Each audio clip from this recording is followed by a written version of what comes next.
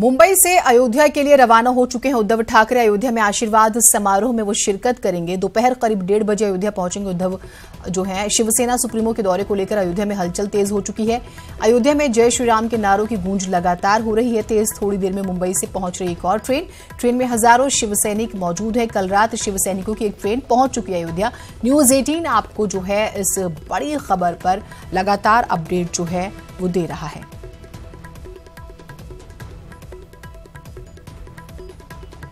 तो हम आपको तस्वीरें दिखा रहे हैं। शिवसेना प्रमुख उद्धव ठाकरे जो है वो अयोध्या के लिए रवाना हो चुके हैं और थोड़ी देर में जो है वो पहुंच जाएंगे अयोध्या।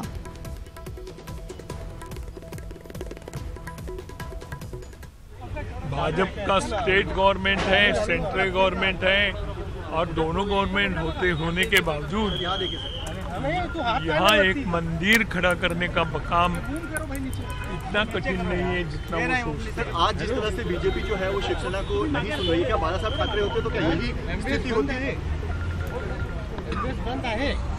बाला साहब तो इसके पहले ही ये कार्रवाई, लेकिन ये कार्रवाई केवल बाला साहब की और उद्धव जी की नहीं है। ये कार्रवाई सभी हिंदुओं की है, जो पत्रकार हिंदू है उनकी भी है। हम आपको तस्वीरों के जरिए जो है वो दिखाते हैं। लाखों की आपको लगातार हम जो जानकारी दे रहे हैं, जिस तरीके से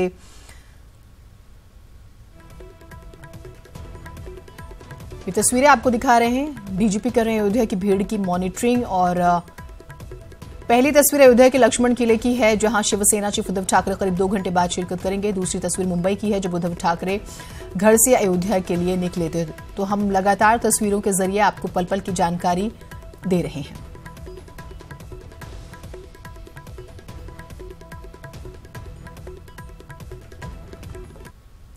तो अयोध्या के लक्ष्मण किला मैदान में उद्धव ठाकरे की रैली को लेकर तैयारियां पूरी हो चुकी है। मंच पर भगवान राम की एक बड़ी तस्वीर लगाई गई है, जिसे ये संदेश देने की कोशिश की जा रही है कि राम मंदिर आंदोलन से शिवसेना का पुराना नाता रहा है।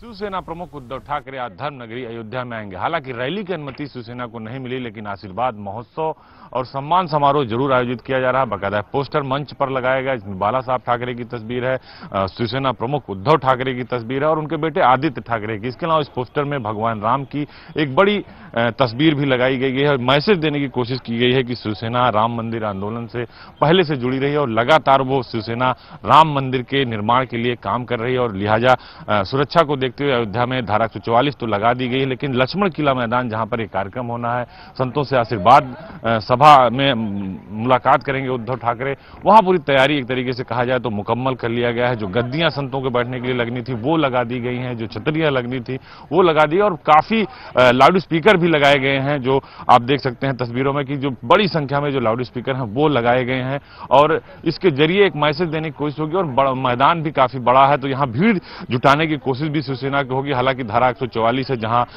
भीड़ जुटाने की अनुमति नहीं है, लेकिन शिवसेना फिर भी एक कार्यक्रम कर रही है और वो इस यहाँ कार्यक्रम करने के बाद संतों से मुलाकात करने के बाद सीधे जो है सरयू आरती करेंगे और कल सुबह रामलला के दर्शन करेंगे उद्धव ठाकरे। यानी शिवसेना और बीजेपी में इस बात की होड़ लगी है कि राम मंदिर निर्माण की क्रेडिट कौन लेगा।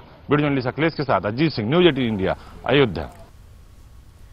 तो अयोध्या में महाराष्ट्र से चली शिवसेना की स्पेशल ट्रेन रात लगभग 10 बजे पहुंची। स्पेशल ट्रेन में 22 बोगियों में भरकर हजारों शिव सैनिक अयोध्या पहुंचे और अयोध्या स्टेशन पर उतरते ही जय श्री राम के नारों से अपनी उपस्थिति दर्ज कराई। कुछ ही देर में शिव सैनिकों की एक दूसरी ट्रेन भी अयोध्या पहुंच रही है।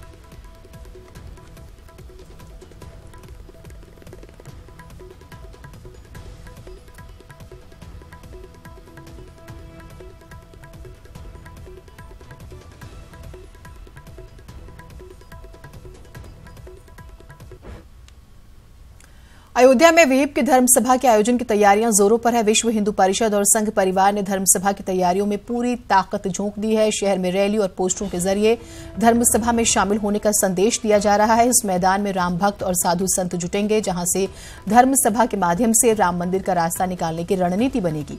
साथ ही सरकार को संदेश देने की कोशिश भी होगी।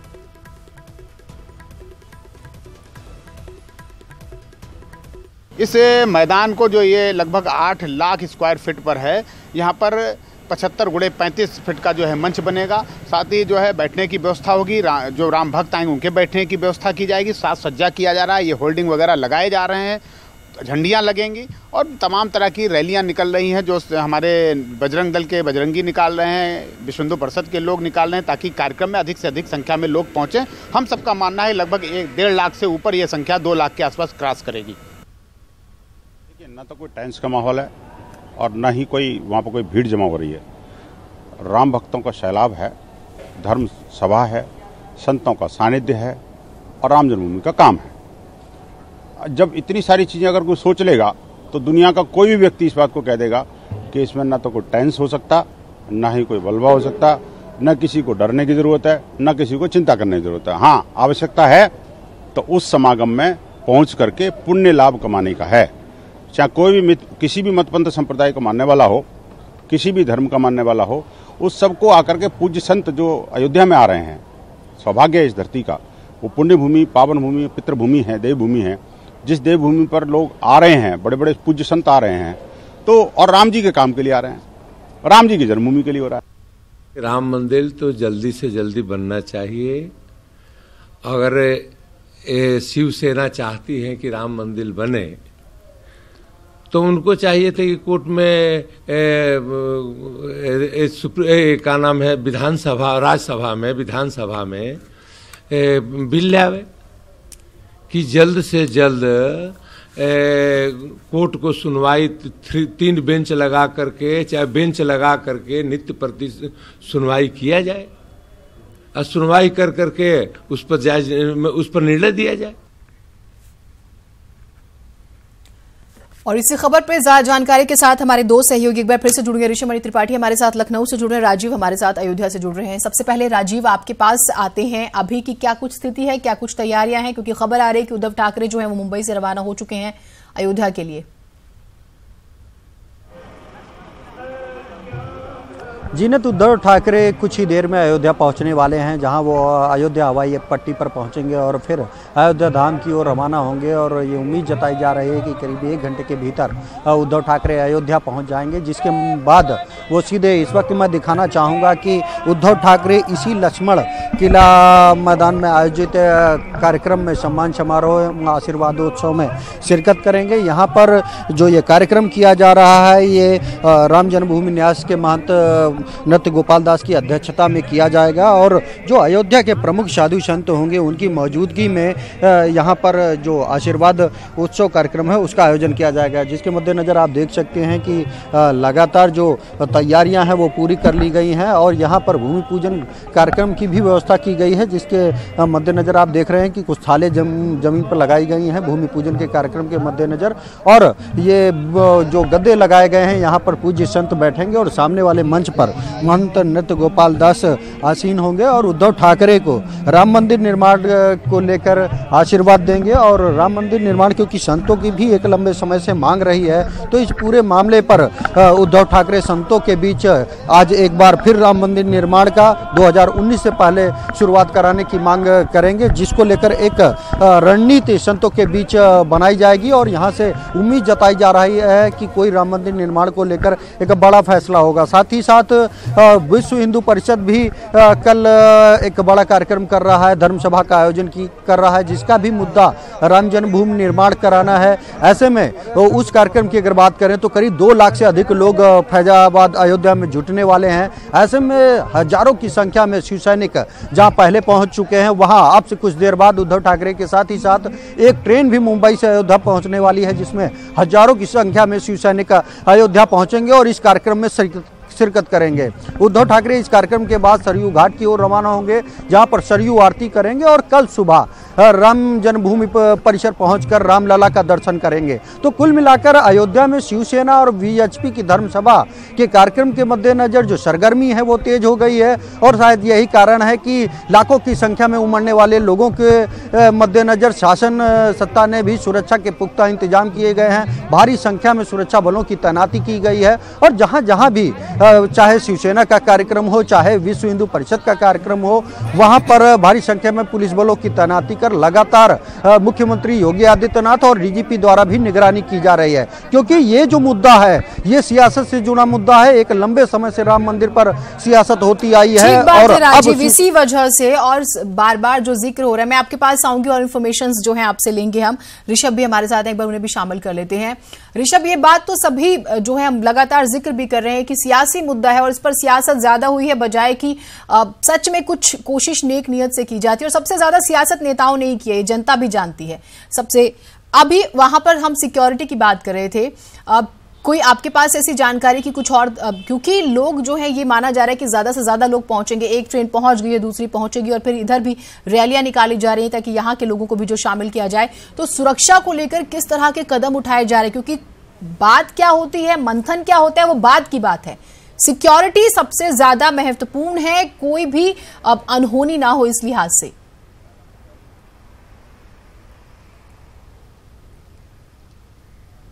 जी जीना, देखिए इस वक्त भी DGP OP Singh, ADG law and order Anand Kumar और एडीजी लखनऊ जोन राजीव कृष्णा के साथ मीटिंग कर रहे हैं और लगातार मॉनिटरिंग कर रहे हैं कि अयोध्या में जो डिप्लॉयमेंट किया गया है उसकी क्या स्थिति है।